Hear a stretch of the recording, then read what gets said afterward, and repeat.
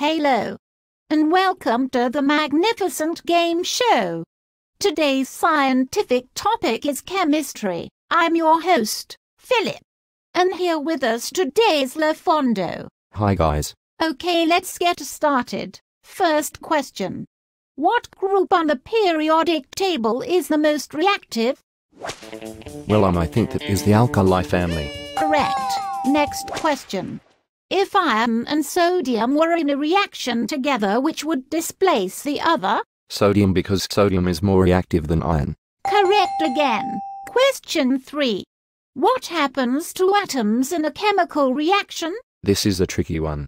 I think they create matter. Wrong! The correct answer is the atoms rearrange themselves to make a new product. Fourth question. Balance this equation. Sulfuric acid plus potassium hydroxide yields sodium sulfate plus water. You can put a coefficient of 2 in front of each compound. That is correct. You have gotten 3 out of 4 questions right. Let's move on to our 5th question. Which 2 metals are used to make bronze? Gold and iron. Wrong! Shucks. The correct answer is copper and tin. We have gotten to our 5th question. We are about halfway through the show. We will be right back after this break. Wow! That's a low price! Wow! That's a low price! Wow! That's a low price! How many products can we carry? Wow! 7,000. That's a low Get them price! apart. Ah, diggity dog!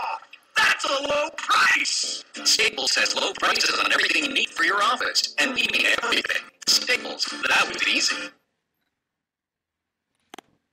Okay, welcome back. Hi guys. Okay, let's get back to our game. Question 6.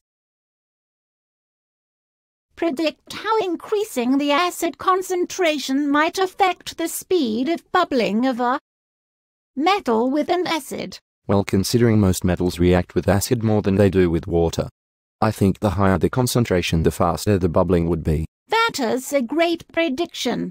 You are very much correct. Whoop whoop. Mr. LaFondo, you need to chill. You are getting way too excited. I'm sorry, I will control my emotions.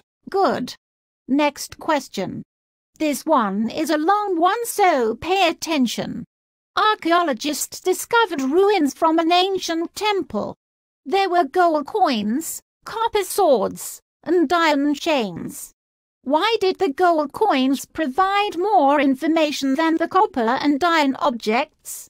Probably because gold is really unreactive, so it would still show the date and other information on the coin, for it wouldn't be very damaged. Well, you are a smart one, LaFondo. Let's start on our 8th question.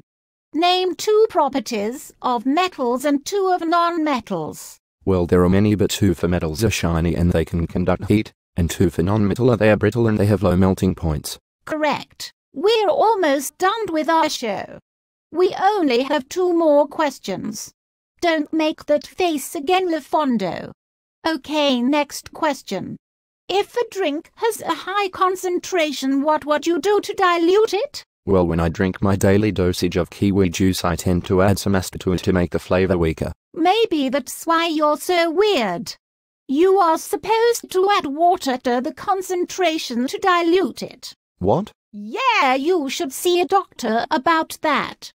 Okay, this is our final question. This is the hardest of the night. Are you ready, LaFondo? Yeah, I guess. Okay, pay attention. This question is for all the marbles. It's a riddle. I'm a metal. I am very reactive, though not as reactive as francium. My atomic number is in between 34 and 41. Even though I'm less reactive than francium, I'm more reactive than potassium. What element am I? Well, I think it has to be in the alkali family. It has to be above francium and below potassium. It could be cesium or rubidium, but the atomic number is in between 34 and 41, and rubidium has an atomic number of 37. The answer is rubidium. That acid is doing wonders for you. You have won. You now have in your possession a lifetime supply of staples. I am so excited. Thanks, LaFondo, for coming on our show. It was a pleasure having you.